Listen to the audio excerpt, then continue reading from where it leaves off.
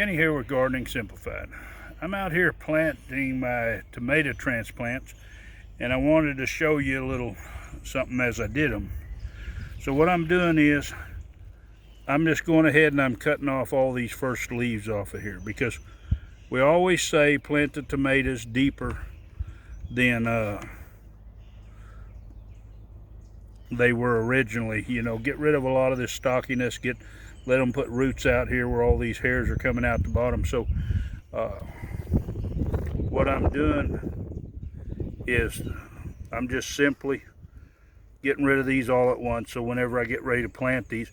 And if you have really leggy plants, now mine are really young so I don't have to worry about it, but if you have really tall leggy plants, go ahead and cut some of the second branches off so that you can go ahead and get rid of that and put it into the ground deeper. But all I'm going to do is I'm making a hole here, and I make it with my little divot tool, make it deep enough that I can plant this kind of deep. Now the bigger ones, usually they'll pull out. I don't want mine all root bound. I want to plant them whenever they're small, and all I'm going to do is drop them off in here and I'm going to push them down. And then when I water, this will fill in around here and that'll start growing. As it grows, I'll go ahead and trim the bottom limbs that's touching the ground off so we don't end up with a problem. But it's as simple as that. I just go wherever I got a drip emitter on my tape. I'll make another hole and I just put these plants in. Now if they're a smaller plant in here, a lot of times they don't want to come out. I just have me a little dowel that I can push in the hole in the bottom after I loosen them up.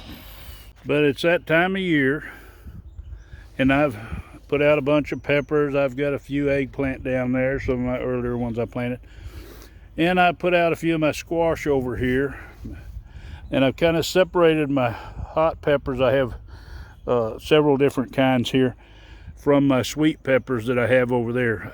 Accordingly. Now I have one that's over here that's a sugar rush that I got mixed in, but we'll hope for the best on that first batch. We've got some more that we'll be planting later.